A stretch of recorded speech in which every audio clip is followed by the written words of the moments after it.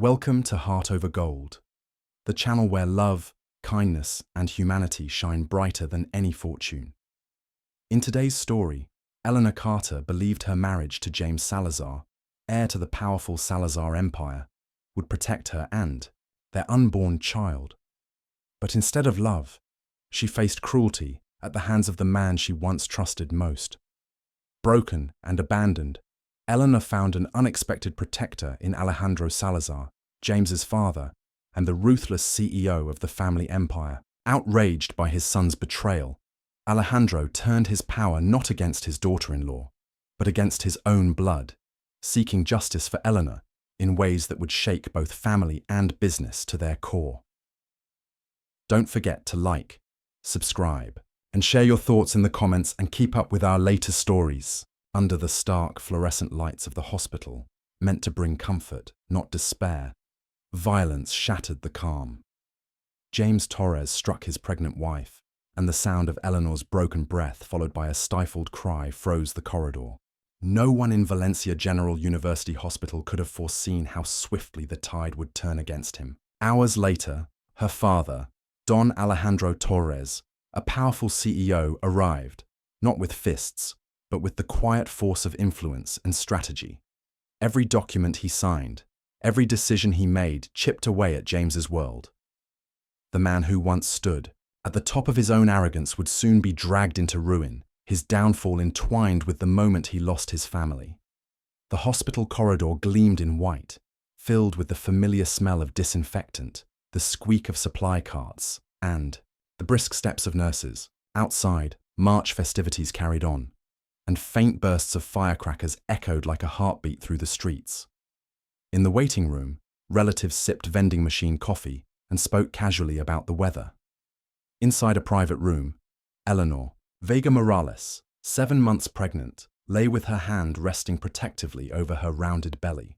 Dressed in a pale blue gown, her hair tied back without thought of style, she tried to steady her breathing. Dr. Patricia Morales Lopez moved with calm efficiency, checking the baby's heartbeat on a screen, nodding in rhythm with its steady pulse. A knock at the door signaled James's arrival, his suit still crisp, though fatigue shadowed his eyes. His polite greeting sounded rehearsed, masking the tension that lingered beneath. Eleanor turned her gaze to the window, unable to say. The simple words "I'm fine," what began as short remarks, soon unraveled into an uneasy mix of old grievances and recycled promises. Dr. Patricia, seasoned by years of tense family moments in maternity wards, intervened gently, suggesting Eleanor rest, reminding James of the importance of calm, even pointing out that unborn children feel their parents' moods. Meanwhile, Rafael Campos Ruiz, the security guard making his rounds, passed the room twice. Known for his quiet vigilance, he recognized James instantly. From the society pages, the smiling husband of Eleanor, the man always confident before the cameras. Hearing the voices rise, Rafael lingered, alert but discreet. The argument sharpened, each word carrying more weight than raised voices. Eleanor pleaded for peace, citing the doctor's orders. James shot back about his work pressures, claiming she didn't understand. Dr. Patricia intervened once more, urging them to set aside the dispute. Then, suddenly, the air changed. A strangled cry, a shocked silence, and Eleanor's instinctive gesture, one hand shielding her face, the other clutching her belly. Everyone understood instantly what had happened. Patricia stepped in with firm authority, asking James to step back, focusing on Eleanor's safety and the baby's heartbeat. James muttered apologies, claiming it was a slip, a moment that would never repeat. Eleanor sat on the edge of the bed, breathing as instructed by the doctor.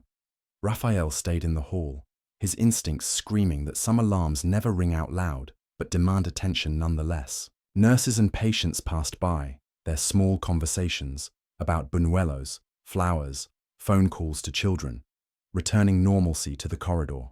Inside, though, nothing was the same. Dr. Patricia reassured Eleanor that the baby was fine, encouraging her to rest. James tried to offer flowers, But Eleanor's silence and distant look said more than words.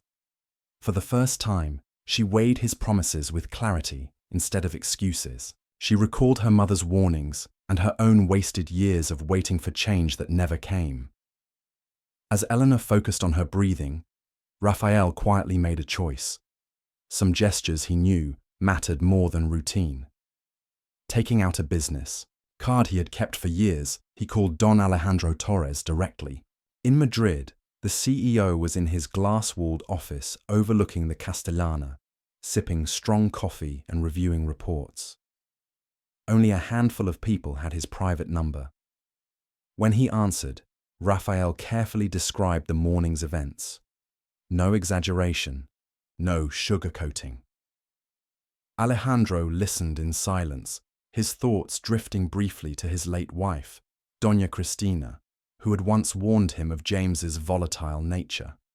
He had hoped time and fatherhood would temper it, but Raphael's words confirmed otherwise. When the guard finished, Alejandro thanked him gravely, promising not to forget his loyalty. The CEO immediately summoned Patricia Soto Herrera, his trusted head of legal affairs. She entered briskly, a folder in hand. Alejandro laid out the situation in plain terms. With cold determination, he ordered a full review of every contract and financial tie between Torres Constructions and Vez Promotions, James's company. Patricia took notes rapidly, promising a report before nightfall. Alejandro then rearranged his schedule, cancelling meetings and booking the first high-speed train to Valencia. He intended to see Eleanor before James could twist the story. Standing at his office window, he thought of his daughter as a child running through their home with a sketchbook. He had once promised silently to protect her joy. That promise, he realized, demanded action now. Before leaving, he confirmed arrangements with Marcus Cole, a discreet investigator known for efficiency. With Marcus on board and Patricia preparing legal strikes, Alejandro felt the machinery of his power align. His daughter and unborn grandchild would be shielded. James Torres had crossed a line, and Alejandro Torres would ensure that his son-in-law's empire crumbled as swiftly as his mask of respectability. Before leaving, Alejandro looked at the framed photo of Donna Cristina that he kept on a shelf. It was not a habitual gesture, but that day he felt he owed her a word.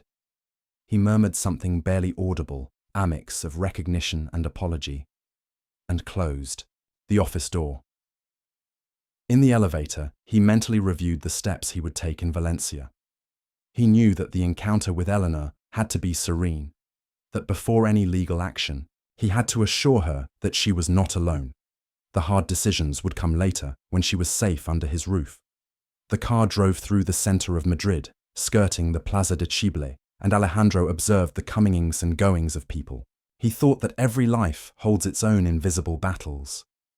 At that moment, his was to give his daughter back the peace she deserved. Upon arriving at Otoa, he boarded the train with a determined step. He found his seat by the window, placed his briefcase, and let the initial rattling set a different rhythm. As the city was left behind, and the Castilian landscape opened up into horizons of fields and small villages, Alejandro felt that the distance to Valencia was not only geographical. He was also crossing an emotional territory in which business authority gave way to a father's instinct. A brief message appeared on his phone. It was for Elalana. It didn't need many words, just enough for her to know that he was already on his way. He typed slowly, reviewing each letter before sending it. "My dear, I'm coming for you, Dad." Then, he put his phone in his pocket and let the train continue its course, taking him toward a reunion that would change more than one life. A daughter's return. Eleanor, sitting in a private hospital room, heard determined footsteps approaching down the hallway. The midday light came obliquely through the high window and warmed the white of the walls with a golden tone that made the disinfectant smell more pleasant. In thedistance, like an organized heartbeat, firecrackers exploded, announcing the massacre, and each burst seemed to remind everyone that the city was celebrating, even though inside time ran at a different pace. Dr. Patricia Morales Lopez had left, a pitcher of water and a note with simple recommendations on the bedside table. and was now reviewing their monitor's record with the practice of someone who knows that serenity also heals. Eleanor looked sideways at her phone in silence. The message she had received shortly before from Madrid still glowed on the screen, brief and clear as a comforting blanket. "My dear, I'm coming for you, Dad." The footsteps stopped at the door. Oh, light knock. Then the door-knob turned, and the tall figure of Don Alejandro Torres filled the threshold with a gesture that was as sober as it was warm. He didn't say anything at first. He approached slowly, caressed her forehead with an open hand, and without asking permission, wrapped her in an embrace that was not solemn or theatrical, but simply human. Eleanor noticed that the air entered her lungs better. A long exhalation, her back giving way, her body recognizing a safe place. The doctor, a half-meter away, nodded to the newcomer, and after introducing herself explained in a professional tone that the baby was fine, but that the scare had raised her blood pressure, and it was advisable to remain calm and avoid arguments. She said that the afternoon would be for observation, and that if all continued to be well, they could be discharged soon. Alejandro listened without interrupting, thanked her with few words, and asked for concrete instructions for the next day. Patricia spoke of rest, light meals, short walks at cool hours, and above all, tranquility. From the street, a sweet aroma rose, a mix of freshly fried buñuelos and hot chocolate. That smell that in Valencia seems to climb the stairs and enter the rooms like a polite guest. Alejandro noticed it and smiled slightly, because memory is also fed by those things of old snacks and afternoons, when Eleanor was a little girl who jumped between chairs. He sat at the foot of the bed and looked at her with the attention of a father who makes decisions. He spoke without raising his voice. He said that he had come to stay for as long as necessary, that he had no more important appointment than her well-being. He added that the Madrid house was ready to receive her, that on the Castellana, no one would disturb her rest, and that discretion would be absolute. He proposed that as soon as the doctor authorized it, they travelled together. Eleanor listened to him with the gratitude of someone who receives a pre-planned solution when they don't have the strength to invent one themselves. But the gratitude was accompanied by a small and persistent doubt. She asked about James. It was not an excuse. It was an honest question. She feared his reaction. She feared the parade of calls and urgent messages. She feared the way he had so often managed to twist the narrative. Alejandro did not engage in insults. He said that for now, the only thing that mattered was her health, and that any conversation with third parties would happen when she was strong and calm. The doctor intervened with that discreet authority that is earned by caring. She explained that shocks at this stage of pregnancy were not advisable, that they had to protect her nightly rest, and that the body understands care. She reminded them of the hospital's lunchtime. She suggested a broth and some bread, and she dropped, as if in passing, that sometimes a brief book and a short nap do more for recovery than many well-intentioned phrases. Alejandro nodded. He thanked her again and asked if he could take care of the discharge procedures as soon as her vital signs normalized. The answer was affirmative, provided that the next few hours were stable. In the hallway, an aide pushed the door with his knuckles and entered with a metal tray. He left the steaming broth and a small plate with a yogurt. Eleanor took 2 spoonfuls and felt that her stomach accepted it. Alejandro, who rarely showed haste in public, had already put his silent agenda in motion. He sent a message to his assistant to coordinate a car at the hospital's side entrance. He asked his butler in Madrid to air out the east-facing room, requested soft cotton sheets and a rocking chair by the window. Everything was done with that economy of movement that distinguishes those who solve things without a fuss. Then he returned to the chair and left his phone on the table face down, like someone clearing the field of what matters. He took his daughter's hand in both of his without squeezing it. And then for the first time, he asked her how she really felt. Eleanor spoke little. She said she felt tired and at the same time strangely lucid. She said she didn't want to fight, that she didn't want to justify anything, that she wanted to get to a place where she could sleep soundly. Alejandro clung to the exactness of those desires. The hands of the clock advanced toward 1 hour. The murmur of the meseta grew until it became a strong presence like a backdrop that vibrated in the glass. The doctor returned for a new measurement. The numbers were going down, and the monitor's line drew a more serene landscape. They talked about logistics naturally. Alejandro proposed the high-speed train for the next day. First thing, silent car, window seat. The doctor approved the idea and suggested that she travel in comfortable clothes with slip-on shoes and a bag with only the essentials. She also asked that upon arriving in Madrid, there besolence and a light home-cooked meal. At that point, Eleanor looked at her father with a mixture of relief and melancholy. She knew that that decision brought with it more than just a change of city. It was a symbolic return, a declaration, a new distribution of loyalties that put her where she should have been from the beginning. Alejandro understood that mix. He was not a man of speeches, but he chose simple words. He told her that, at his house, no one would ask for explanations, that she would set the pace, that her only task would be to take care of herself and prepare for the baby's arrival. He reminded her almost in a whisper that Donna Cristina had always trusted her strength. That mention, without drama, sealed something in the air. Eleanor took a deep breath, and the decision that had been maturing finally found its form. She pronounced it with a clear voice without trembling, as one announces endings that are at the same time beginnings. A new direction. "It's okay, Dad. I'll go with you," Eleanor pronounced. The phrase fell into the room with a softness that did not exclude firmness. The doctor smiled with her eyes and noted on her control sheet that the patient showed a good state of mind. Alejandro inclined his head, kissed his daughter's forehead, and stood up to take care of the practical part. That backstage of calls and signatures that he turned into a clear corridor. Eleanor lay back a little more, adjusted the pillow, and allowed the exhaustion at last to have a place to rest. Light and festive powder echoes continued to come through the window. She thought of the room on the Castellana, of the curtain that filtered the morning sun, of the distant murmur of traffic that sometimes gets confused with the wind. She imagined the rocking chair by the window and a cup of clear tea in her hand. She imagined that when the baby was born, the days would have the gentle texture of the ordinary.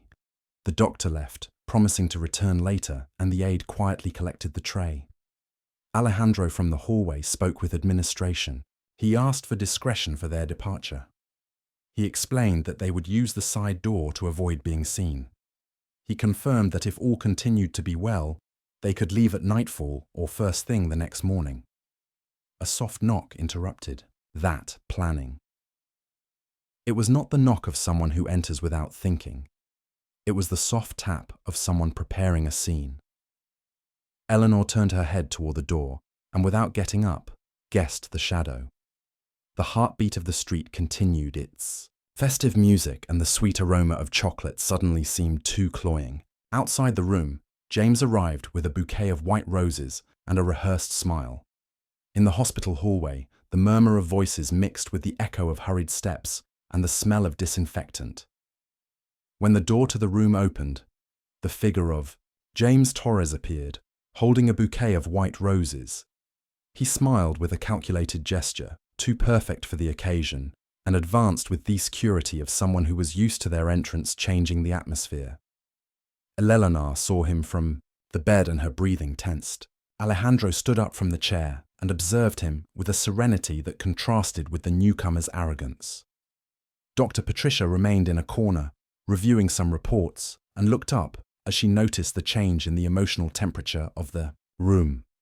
James placed the flowers on the table with a slow, deliberate movement, as if the scene were a play. He looked at Eleanor, feigning tenderness, and told her that he had run as soon as he found out, that it had all been a misunderstanding, and that together they could resolve it.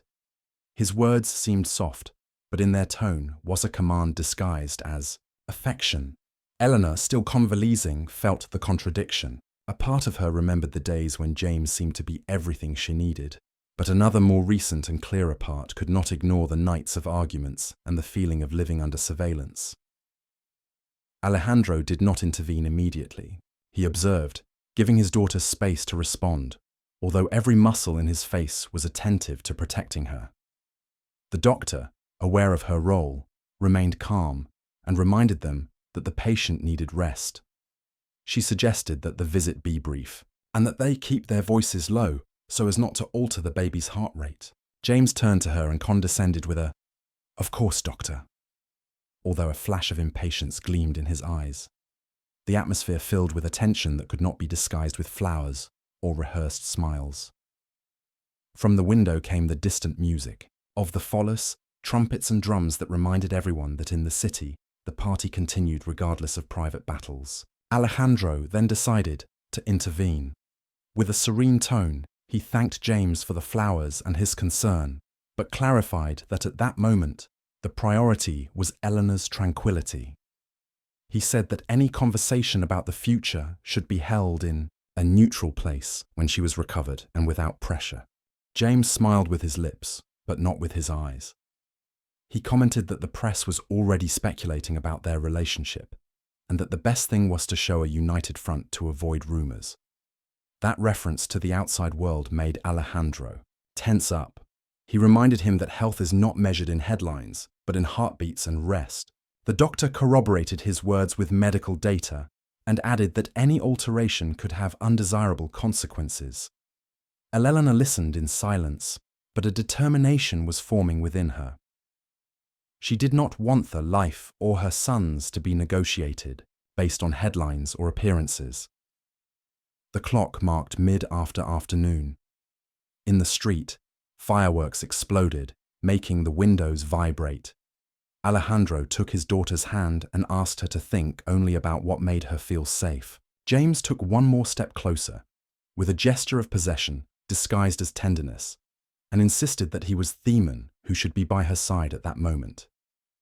Eleanor, with a voice firmer than she expected, replied that what she needed now was peace, not speeches. That phrase cut the room in two. Alejandro took the opportunity to indicate that the visit had to end. James resisted for an instant, then picked up his jacket with a brusque gesture and turned toward the door. Before leaving, he said in a low voice that this was not over, that there were still many things to discuss.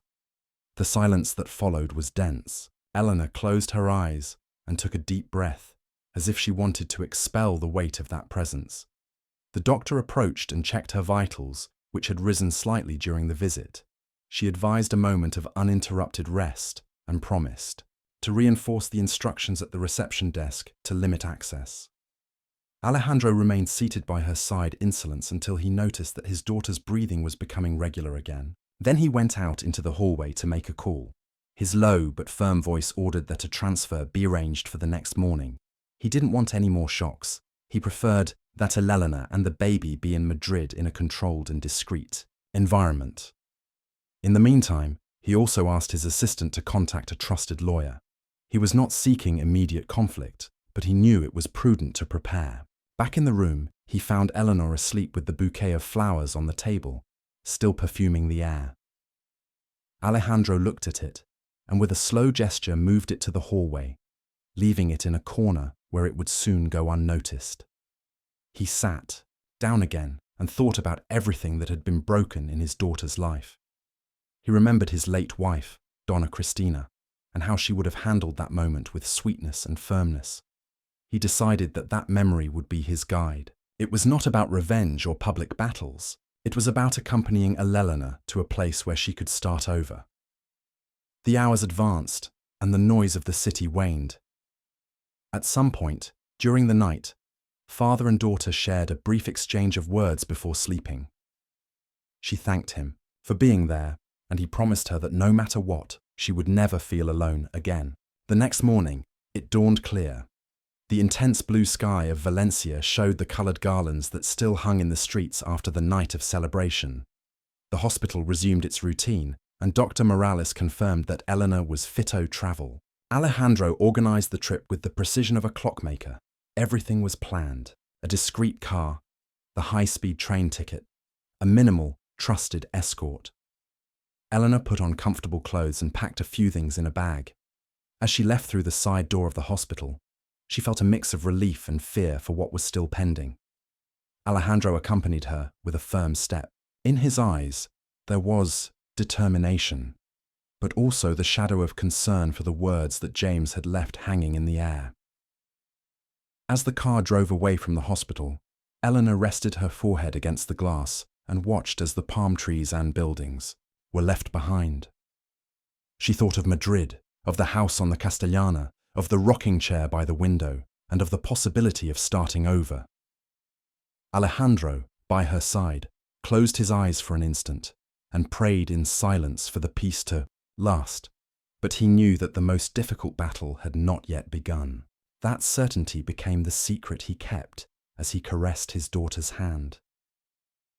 The afternoon was calm, but somewhere James was planning his next move, convinced that he could still reclaim what he believed was his. Alejandro's determination and Eleanor's fragility came together on the same horizon. The journey was just beginning, and with it, the definitive test of how far a father can go to protect what he loves most. A new life, a new battle. The Madrid afternoon fell over the Po della Castellana with an orange sky that illuminated the classic buildings and the constant traffic. In the home of Alejandro Torres, the atmosphere was different from the hustle and bustle of the city. The lit fireplace provided a serene warmth, and on the dining room table there were simple dishes, tortilla de patatas, and fresh salad. Eleanor, sitting next to her father, seemed calmer for the first time since what happened in Valencia.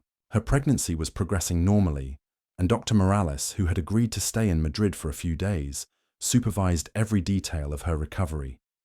It was a familiar, intimate scene, which contrasted with the tension of the previous days. Alejandro, however, knew that the calm was relative.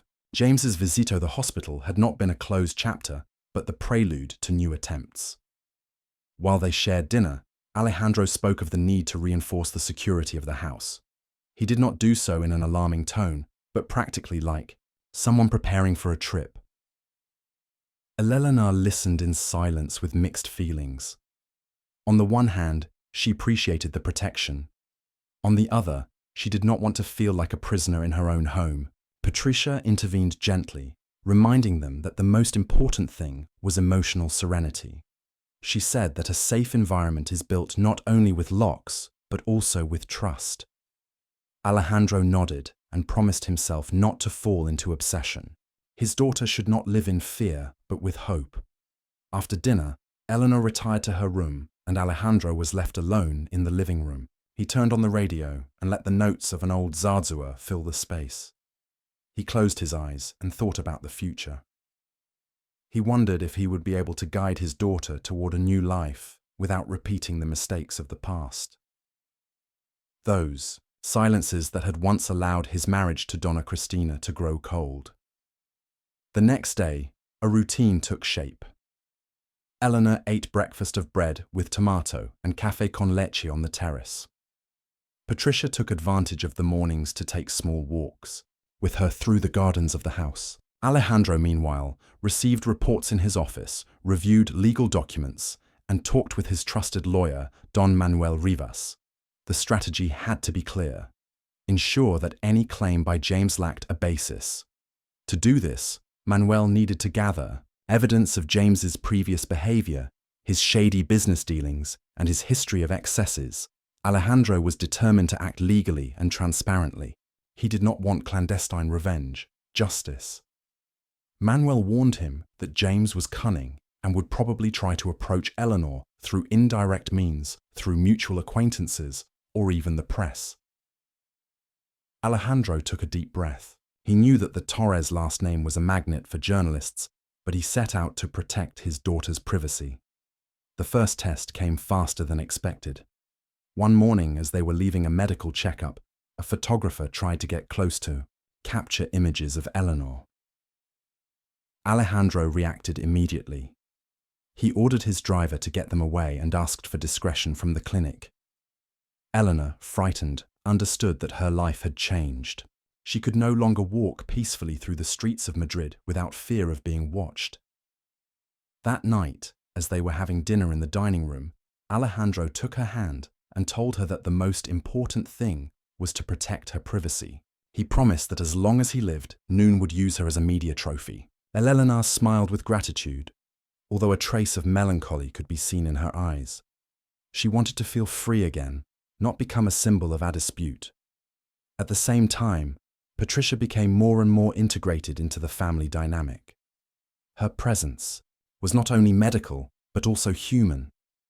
Shep prepared chamomile infusions, recommended gentle walks, and sometimes shared stories of her own personal challenges.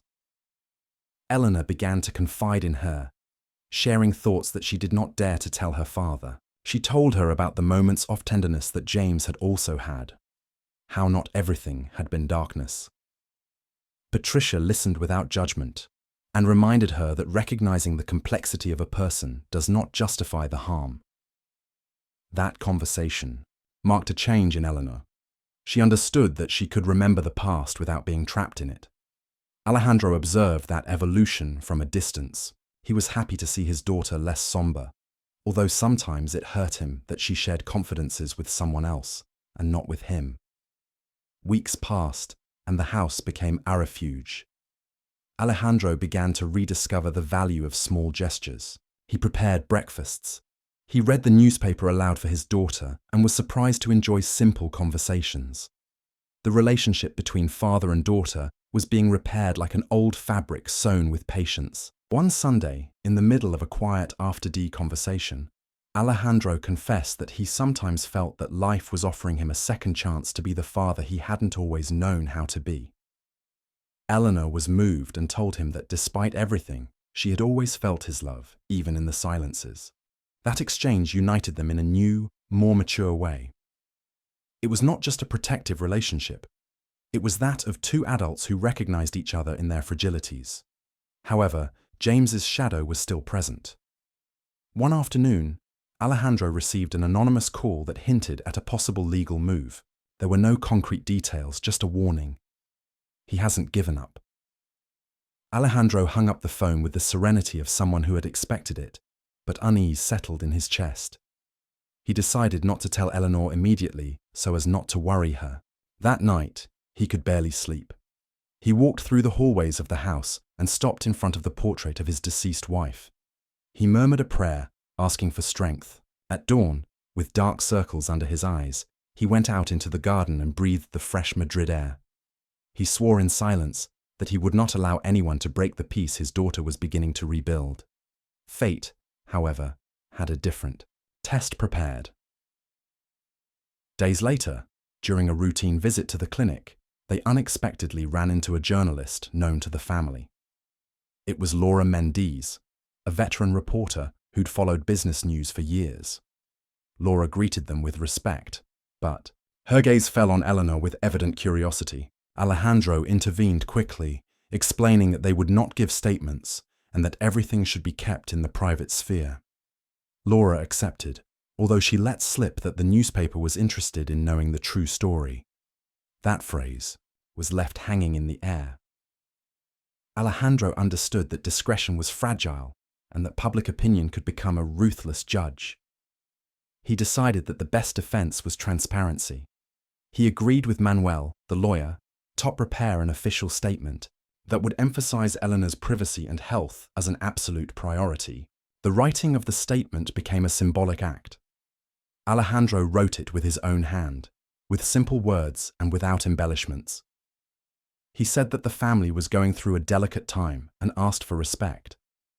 When Eleanor read it, she was moved. She recognized in that text not only the voice of the calculating businessman, but also that of the sensitive father who defended his intimate space. That night, while the radio played old boleros in the living room, Eleanor approached her father and gave him a long hug. Alejandro felt that that gesture was more powerful than any public statement. The chapter closed with a serene scene. On the terrace, illuminated by the city lights, father and daughter shared a comfortable silence. The wind brought the aromas of jasmine from the nearby gardens. Alejandro thought that although the road back to the house was full of obstacles, he had found the true reward in those simple moments. However, deep down, he had a premonition that James would soon make another move. That certainty became the shadow that accompanied even the sweetest moments. While the Madrid night enveloped the house, the Torres family discovered that true strength is not measured in business or titles, but in the ability to resist together in the face of the inevitable, the final judgment. A fine rain fell on the rooftops of Madrid. While the Torres family tried to regain a certain routine in the house on the Castellana, Eleanor had become accustomed to having breakfast on the glassed terrace, where the aroma of freshly made coffee mixed with the humidity of the garden. Her pregnancy was advancing calmly, and Dr. Patricia Morales continued to supervise every detail. Alejandro watched with a mixture of pride and fear as his daughter slowly regained her serenity. However, the threat of James continued to float in, the air like an echo that no one wanted to name aloud. The memory of the anonymous call he had received still kept him awake some nights, wondering how the next move would arrive. One ordinary morning, as Eleanor was returning from a gentle walk accompanied by Patricia, she found a white envelope at the entrance to the house. It had no return address, but the seal of a law office in Valencia was unmistakable. Alejandro opened it cautiously, and inside he found a formal notification. James was claiming his marital rights and demanding financial compensation linked to the Torres last name. The language of the document was cold, calculated, and in every line, the shadow of a legal battle could be felt. Eleanor was filled with fear. She had done everything possible to distance herself from that past, and yet he kept finding a way to intrude into her life. Alejandro, on the other hand, showed no surprise. With a firm voice, he assured her that the next step was to respond with clarity and demonstrate that the family would not be intimidated. The following days were marked by constant meetings with Manuel Rivas, the family's trusted lawyer. The office became a center for legal discussions and strategies. Eleanor listened attentively, although she found it difficult to follow the legal terms. For her, the important thing was the feeling of being under James's control again. In one of those meetings, Patricia spoke up. She reminded them that the essential thing was Eleanor's health and that they should not let the external pressure affect her pregnancy. Alejandro thanked her for her words and promised that everything would be resolved without his daughter having to be exposed to humiliating situations. It was the first time in a long time that he was so sure of himself. He had regained the energy of the days when he firmly led his business empire. Although now the motivation was different, it was not about business, but about his daughter's dignity. Eleanor, meanwhile, was experiencing a whirlwind of emotions. One afternoon, she took refuge in the house library. She sat in front of the large windows that overlooked the garden and wrote down thoughts in a notebook that she didn't dare to share aloud. She remembered moments of her relationship with James, from the excitement of the first months to the pain of disappointment. At times, she felt rage. At times, nostalgia. She didn't understand how she had allowed someone like that to have so much power over her. Patricia found her in that state and sat down beside her. She told her that writing is a way of healing, that recognizing pain is the first step to freeing yourself from it.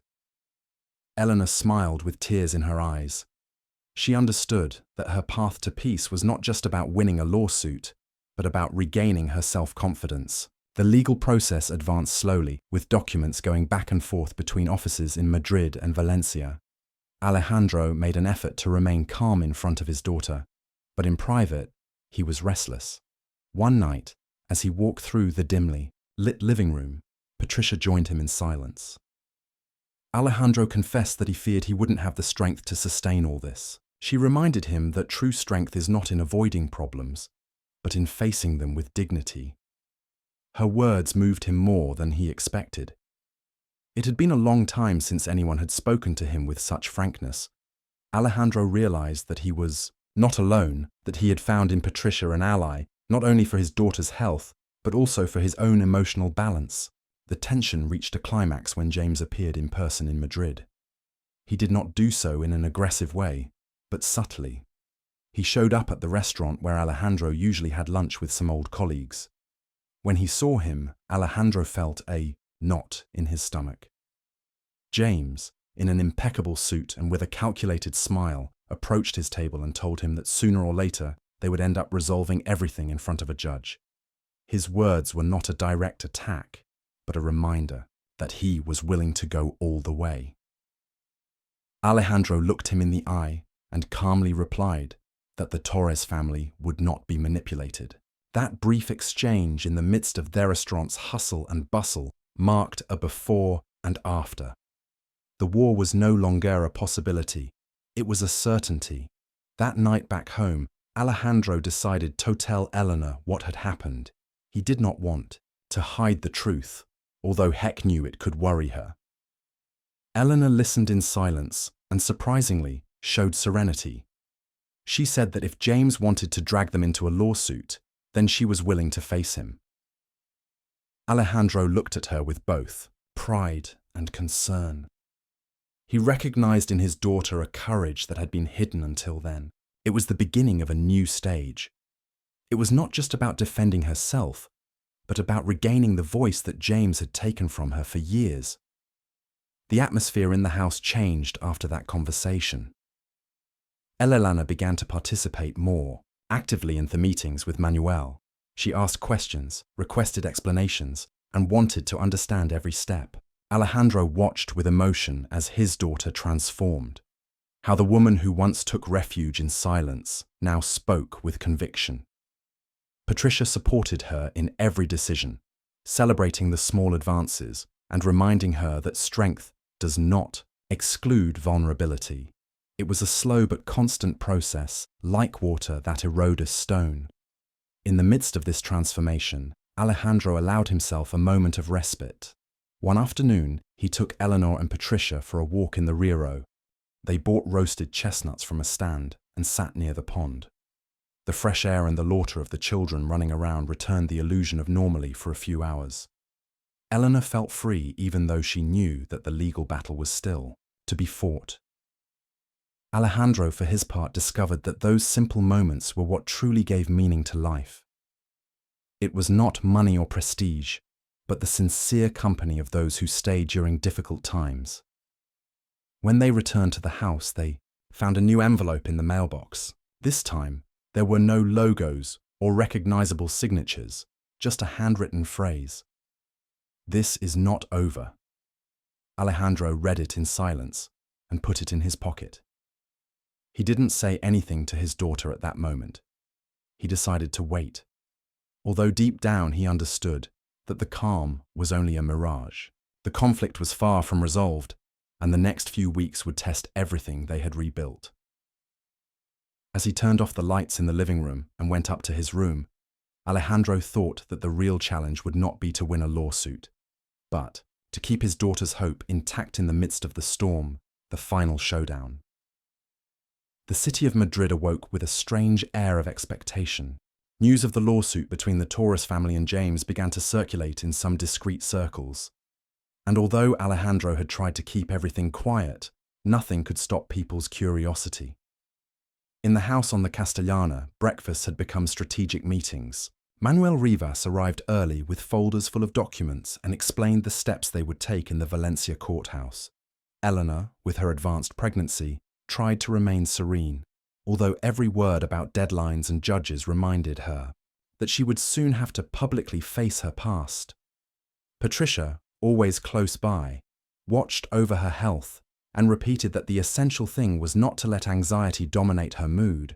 However, the true source of the tension was in Alejandro, who every day felt the weight of responsibility on his shoulders. One autumn afternoon, the group travelled to Valencia for a preliminary hearing. Atocha station was crowded, and among the hustle and bustle of travellers, Alejandro felt watched. During the train ride, he looked out the window with a grave expression, remembering the days when he himself had been an inflexible man, so similar in some ways to James. It was a thought that made him uncomfortable, but which he could not shake. Eleanor, sitting next to him, gently stroked her belly as if seeking strength from the child on the way. Patricia offered them a calm smile, trying to dispel the tension. The trip, although brief, became a compendium of dense silences and gazes loaded with doubt. Upon arriving in Valencia, the family stayed in a small hotel near the City of Arts and Sciences. From the window of his room, Alejandro contemplated the modern forms of the architectural complex, which seemed to contrast with the antiquity of the problems they were carrying. The morning of the preliminary trial dawned with a grey sky and a constant drizzle. Eleanor walked slowly, holding Patricia's arm, toward the courthouse building. Around them, the murmur of passers-by was inevitable. Some recognized Alejandro, others noticed Eleanor, and there were those who whispered James's name with a mixture of contempt and morbid curiosity. For Eleanor, it was like walking naked in front of strangers. But she remained upright, aware that running away would only fuel the rumors. Inside the courtroom, the atmosphere was solemn. The wooden benches, the portraits of retired judges, and the silence broken only by the echo of footsteps gave the feeling of being in a place where decisions weighed more than anywhere else. Manuel spoke on behalf of the family, firmly presenting Eleanor's rights and the abusive nature of James's demands. When it was his turn to speak, James appeared with his usual confidence. He wore an impeccable dark suit and smiled as if every gesture was calculated. In his arguments, he tried to portray Eleanor as a capricious and ungrateful woman, someone who owed him part of her financial stability. It was a moment of great tension, and Alejandro clenched his fists under the table to restrain himself. Patricia, from the observer's seat, fixed her gaze on Eleanor, transmitting calm with her simple presence. The climax of the day came when the judge asked Eleanor to speak. It was not planned, and the young woman's heart pounded with uncontrolled force. She stood up slowly, her hand on her belly, and addressed the court. Her voice, although trembling at first, gained strength as she narrated her story. She told how she had been a victim of James's control, how his promises had been transformed into chains, and how she had fought to rebuild herself far from him. It was not about money or last names, but about dignity and the future of her child. There was an instant when the room was in absolute silence, broken only by the heavy breathing of those present. Even the judge seemed surprised by the strength of her words. Alejandro moved, felt for the first time that his daughter no longer needed protection, but recognition as a full and brave woman. When the session ended, James left first, accompanied by his lawyers with a forced smile. Alejandro watched him as he passed close by and understood that behind that facade there was contained anger. James was no longer invincible, and he knew it. Eleanor, exhausted, allowed herself to be embraced by Patricia, who whispered that she had taken a decisive step toward her freedom. Manuel, with a serious but satisfied expression, said that the testimony had been convincing and that they had more chances than they imagined. For Alejandro, that day represented an internal turning point. He realized that his role was no longer to solve everything for her, but to accompany her and trust in her ability. That recognition hurt and at the same time relieved him. It was like accepting that his daughter was no longer a child, but a woman capable of writing her own story. That night at the hotel, Eleanor could not sleep. She went out onto the balcony and contemplated the lights of Valencia reflecting in the Tura River. Alejandro joined her a few minutes later. They didn't talk much. They just shared the silence and the cool breeze. In that instant, Alejandro remembered the years when he had neglected his family for work and promised himself not to repeat that mistake.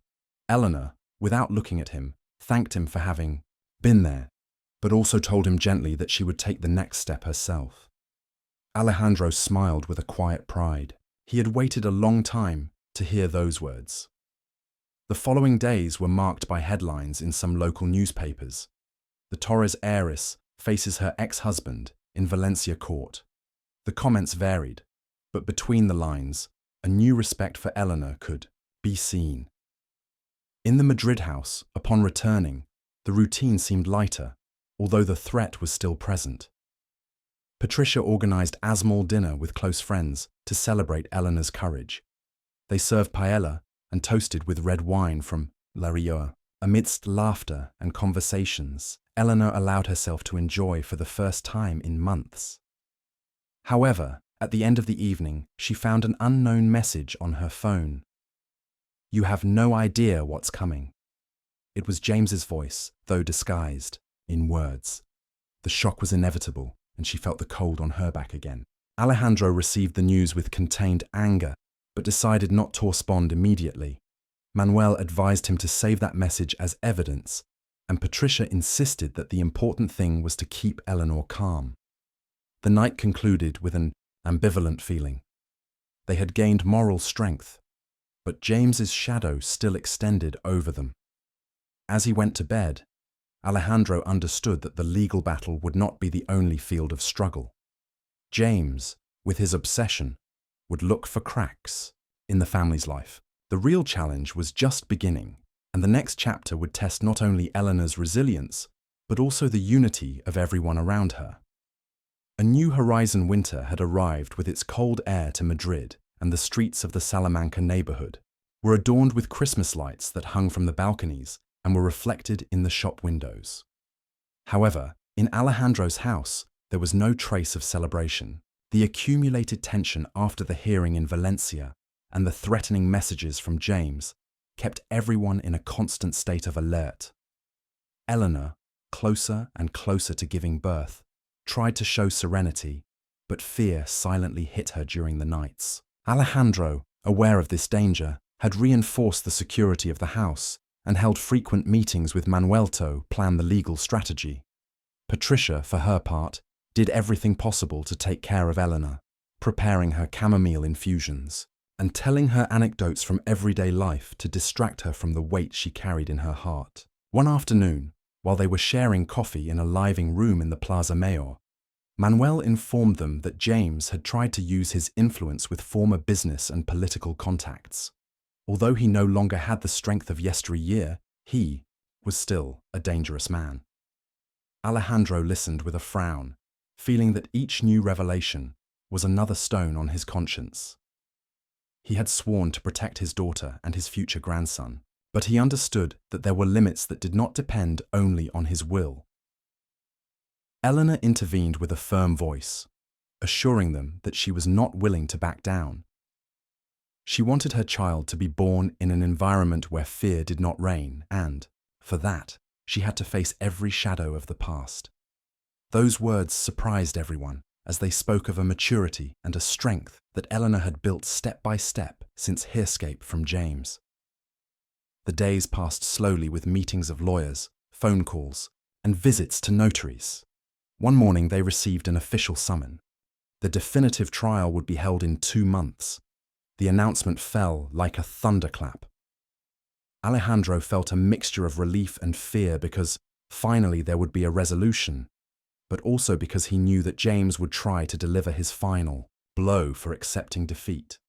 Eleanor, upon receiving the news, remained silent, looking out the dining room window where the bare trees let a glimpse of the greyness of the winter sky. Patricia took her hand and told her that she was not alone. That simple gesture had an immediate effect, like a reminder that the family was united, even in the darkest moments. One rainy afternoon, Alejandro went to visit an old friend in Toledo, a priest with whom he had shared his youth. He needed advice. In the dim light of the sacristy, he confessed his doubts, his guilt for having been a coldman in the past, and his fears about not being able to protect his loved ones. The priest replied that life always offers the possibility of redemption, but that redemption is not measured in legal victories or in punishing the enemy, but in the ability to love and to remain firm in the truth.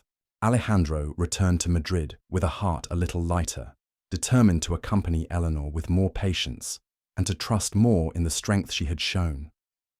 Meanwhile, James did not remain still. Rumors began to circulate in some sensationalist newspapers.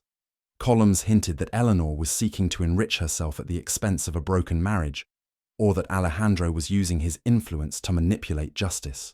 They were unfounded accusations, but the mere fact of appearing in print stained the family's reputation. One morning, while having breakfast with churros and hot chocolate in the kitchen, Alejandro threw the newspaper onto the table with a gesture of anger. Eleanor, on the other hand, took a deep breath and said that she would not be intimidated. She had learned that James's true power was his ability to xiao fear, and if they didn't allow it, he would lose strength. Her words made Patricia smile, who saw in Eleanor not only a daughter and a friend, but a woman who was taking command of her own life. The climax of those days came at a family meeting held at the house. Manuel had prepared the documents for the final defense and explained every detail. Eleanor listened attentively, taking notes, while Alejandra was losing patience with the amount of technical jargon. Suddenly, Eleanor asked to speak in a clear voice. She said that she wanted to speak herself at the trial without hiding behind lawyers or family members. Alejandro's eyes widened in surprise, and Manuel tried to dissuade her, but Eleanor insisted. She needed James to look her in the face and understand that he no longer had control over her. The room fell silent until Patricia broke the moment by saying that she fully supported that decision. Alejandro, although worried, felt an immense pride and remembered the priest's words, "Redemption is in love and in truth." Perhaps the best gift he could give his daughter was to allow her to face her own voice. The night of that meeting, when everyone left to rest, Eleanor stayed in the living room, illuminated by the Christmas lights that flickered on the balcony. She sat in an armchair with a blanket over her legs and thought about everything that had happened since she left James. She remembered the tears, the loneliness, the fear, but also the freedom, the support of Patricia, the return of her father, and the new life that was growing inside her. She felt strong and grateful. Outside, the rain had stopped, and a cold air caressed the streets. Elilana smiled for the first time in weeks, convinced that the future could be bright if she maintained the courage to move forward. The next day brought an unexpected turn. While reviewing correspondence in Manuel's office, an envelope without a return address appeared. Inside, there were photos of Elena taken without her noticing. In the street at the doctor's office, entering her usual cafe in Lava Pierce, the threat was clear. James was watching her. Alejandro gritted his teeth in anger. Patricia palled, and Elena, although frightened, calmly said that this only showed her ex-husband's desperation. Manuel suggested taking the evidence to the judge to request additional protection measures. The tension immediately reignited, reminding them that the battle was not only legal, but personal and dangerous. However, the fact that Elena did not fall apart, but maintained her composure, marked a difference from months ago. The day concluded with a silent dinner at home. The aroma of tortilla de atas filled the kitchen, but no one seemed to have much appetite. Alejandro looked at his daughter and saw in her a reflection of the strength he had always admired in his late wife. Patricia took it upon herself to liven up the conversation, telling stories from Eleanor's childhood that brought some smiles. When she left to go to her room, Eleanor said, in a low voice, that no matter the shadows or the threats, she had already decided her destiny. Those words resonated in Alejandro all night. He understood that the real change was not in the strategies of the courts or in James's intrigues, but in Eleanor's transformation. His daughter was no longer a victim, but the protagonist of her story. The chapter closed with that conviction shared in silence.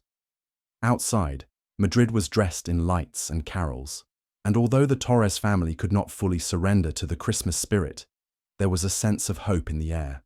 They knew that the worst was yet to come, but also that the strength born of family unity and Eleanor's determination would be the key to resisting. On the horizon, the definitive trial loomed, and with it the possibility of closing old wounds. However, James's shadow would not retreat without a fight, and everyone sensed it. The victory of truth, the dawn in Valencia, brought a clear sky with a winter sun that faintly illuminated the cobblestone streets that surrounded the city of justice. The Torres family arrived early, each with a face marked by tension and hope. Eleanor wore a sober pearl gay suit, her belly very evident under the fabric, but she walked with a firm step. Alejandro, with a serious expression and carefully combed hair, accompanied her closely.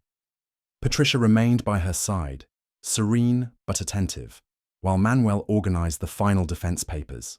The trial was about to begin, and everything they had built in months depended on those hours. The silence at the entrance to the courthouse was barely broken by the murmur of journalists and onlookers who hoped to witness the outcome of a confrontation that had captured public attention. Inside the courtroom, the tension was palpable.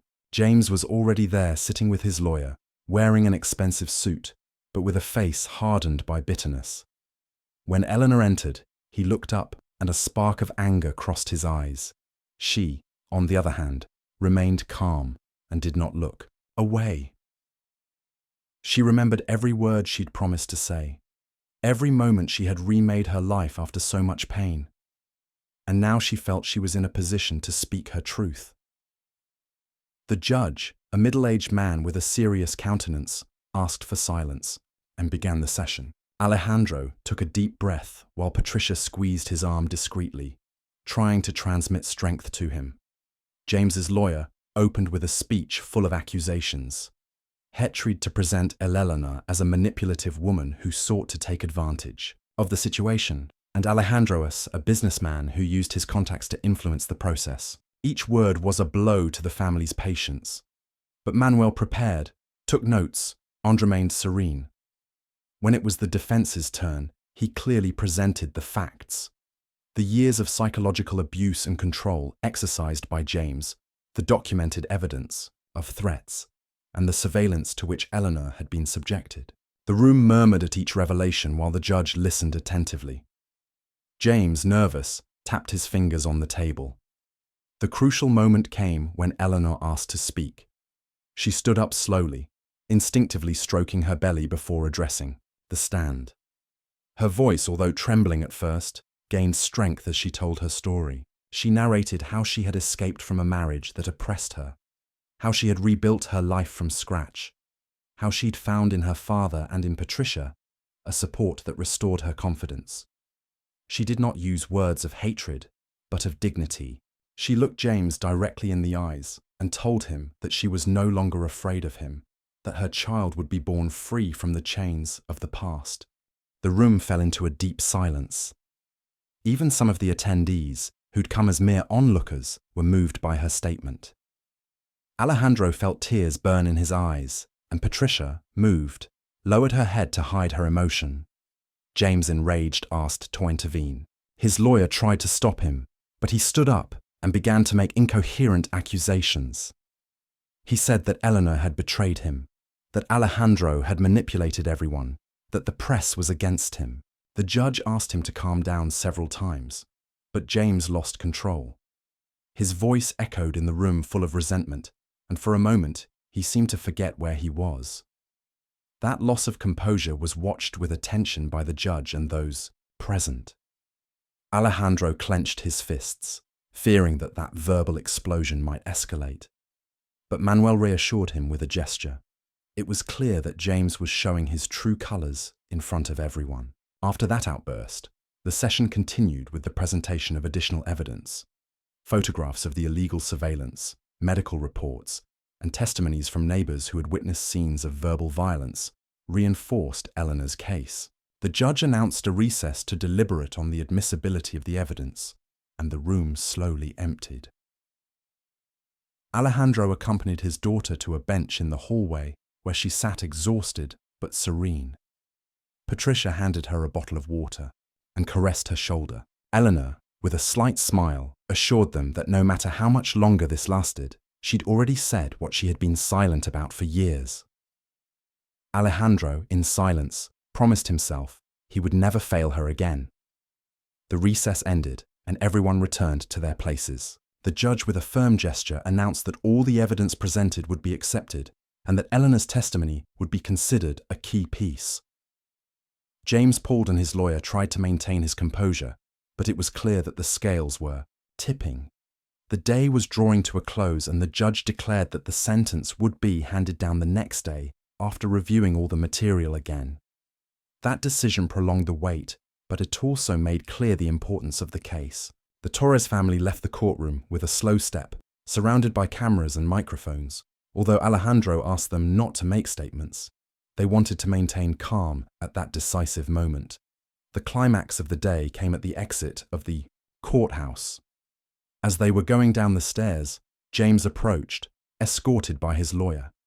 In a barely contained voice, he whispered to Eleanor that this was not over, that he still had resources.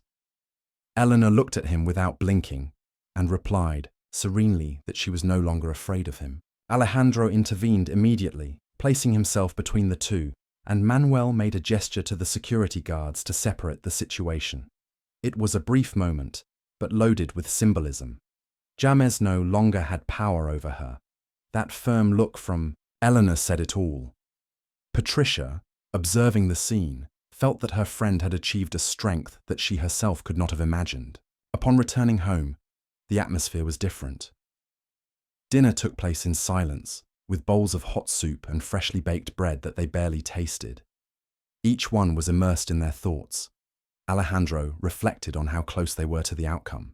Patricia thought about how to support everyone in the final moment, and Eleanor, despite her exhaustion, showed an inner peace that radiated in every gesture. Before retiring to rest, she said in a low voice that, regardless of the sentence, she already felt free.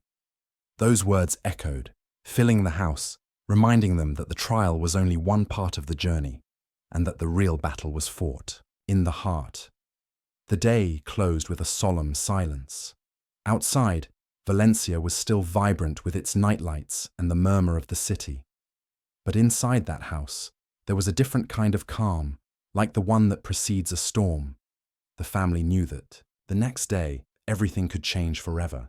Alejandro looked out the window thoughtfully, while Eleanor slept in peace for the first time in weeks. Fate was about to be written, and no one could foresee what the judge's last word would be. However, everyone sensed that the truth had begun to break through and that James's shadows were weakening little by little. A triumphant dawn. The morning in Valencia dawned clear with a limpid sky that announced a serene day after so many emotional storms. The Torres family got up early and had breakfast together in silence, accompanied only by the aroma of coffee and toast. Eleanor absent-mindedly stroked her belly as she listened to Patricia's words of encouragement and Manuel's practical observations about the schedule at the courthouse. Alejandro, serious but composed, simply looked at his daughter with a mixture of pride and nervousness. He knew that that day would mark a before and after in their lives, and he hoped that the judge would put an end to the uncertainty that had consumed them for months. The atmosphere in the house was sober, charged with expectation, but also with an air of quiet dignity. At the courthouse, the hustle and bustle was greater than on previous days. Journalists, photographers, and onlookers crowded at the entrance, hoping to capture an image or a statement. The case had attracted public attention, not only because of the names involved, but because it represented a woman's struggle to free herself from the shadows of her past and build a different future for her child. When Eleanor crossed the door of the building, she did so upright with a firm step, followed closely by her father and Patricia. Alejandro watched her with a lump in his throat, aware that this daughter, whom he had once felt was fragile, now radiated a strength that moved him deeply. The echo of Eleanor's heels on the marble floor of the hallway seemed to mark the beat of the final day.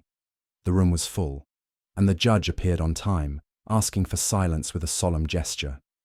James, sitting on the other side with a tense countenance, tried to maintain his composure, although his restless eyes betrayed his anxiety. The defense lawyer reviewed his notes while the prosecutor adjusted the final documents on his table. The judge announced that he had reviewed all the evidence and testimonies and that he was in a position to issue his verdict. A reverent silence took over the room. Clocks seemed to stop, and even the breathing of those present was held in wait. Elelana took her father's hand for an instant, as if to remind him that everything they had lived through together had led them to that moment. The reading of the verdict was slow and clear. The judge declared James guilty of psychological coercion and of violating his ex-partner's privacy through illegal surveillance. In addition, he ruled that Elelana would maintain full custody of her future child and would have protective measures to guarantee her peace of mind. The sentence included financial sanctions and strict limitations for James regarding his contact with her. The room reacted with an immediate murmur. Some were surprised, Others nodded in silence. Alejandro breathed a sigh of relief, feeling a huge weight lift from his shoulders. Patricia moved, let the tears flow freely, and Manuel allowed himself a discreet smile of satisfaction. Eleanor remained serene, although contained emotion shone in her eyes. She had waited for this recognition of justice for too long. James reacted with rage. He stood up abruptly, protesting with hurried phrases about conspiracies and manipulations. The judge interrupted him firmly, reminding him that he had to be respectful in the room. His lawyers surrounded him to calm him, but his figure, once imposing, now seemed small against the weight of the truth. Eleanor looked at him in silence and understood that that man no longer had power over her life. She didn't need to respond or retort. Her freedom did not depend on his words, but on the decision she had just heard. That moment of confrontation was brief but forceful, and everyone in the room felt it as the closing of a painful cycle. The exit from the courthouse was a contrast to the tension inside. Outside, the midday light bathed the square, and journalists launched questions. Alejandro asked the reporters for respect and refused to make extensive statements. Eleanor, however, stopped for a moment and spoke a few simple words. She said that justice did not erase the past, but it opened the door to a future where her child could grow up in peace and surrounded by love. There were no long speeches or prepared phrases, just the sincere voice of a woman who had regained her dignity. The crowd fell silent for a second before erupting in applause. Alejandro, moved, hugged her tightly while Patricia held her hand. It was an intimate moment shared with everyone, a symbol that wounds, however deep, could heal. Upon returning home, the family decided to share a simple but special meal. On the table, there was tortilla de patas, freshly baked bread, and a fresh salad. They toasted with red wine from UTL Requena, celebrating the closing of a dark stage. Eleanor ate slowly, savoring each bite, as if she wanted to taste the present. Patricia told small anecdotes to lighten the tension, and Manuel commented on how that trial could become an important precedent.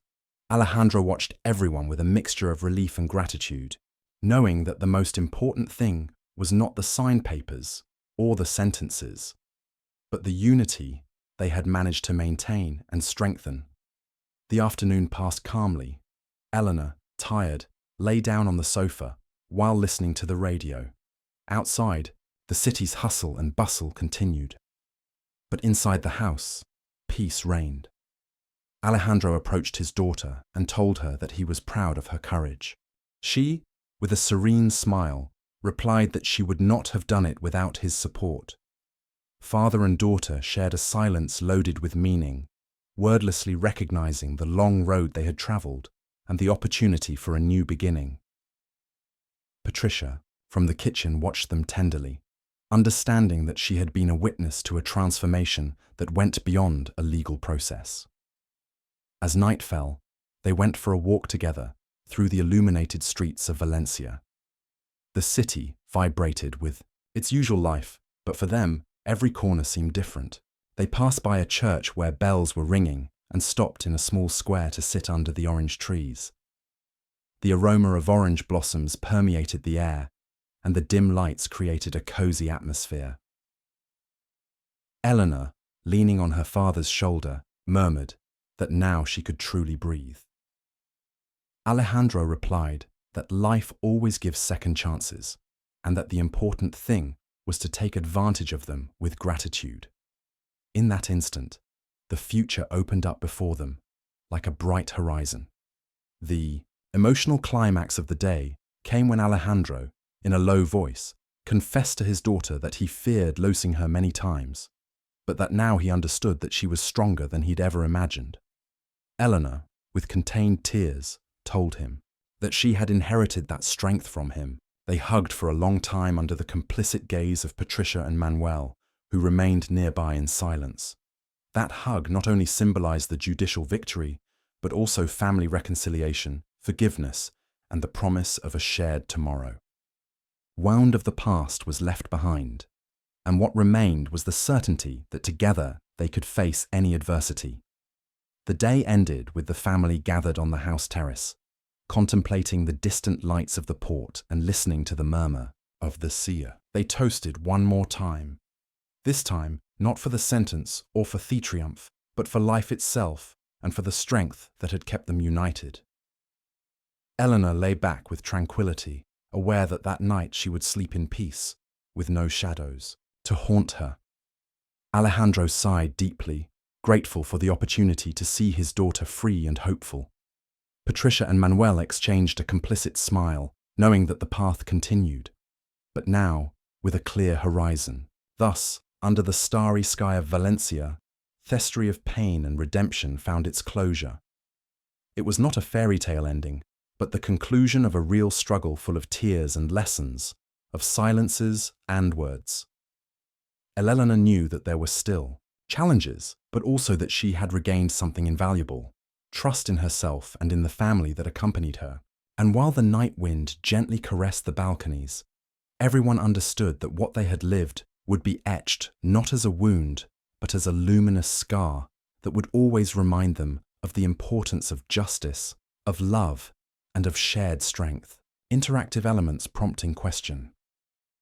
The story emphasizes that Alejandro's true redemption was not in his power, but in his change as a father. How did his final actions and words show this? Call to action. Share your thoughts on what this story teaches us about justice and what it truly means to be a hero in a family. Discussion. Do you think James will ever be able to recover and face the consequences of his actions? Question for the reader. How did the recurring imagery of the hospital, the city of Valencia, and the family's home symbolize Eleanor's journey?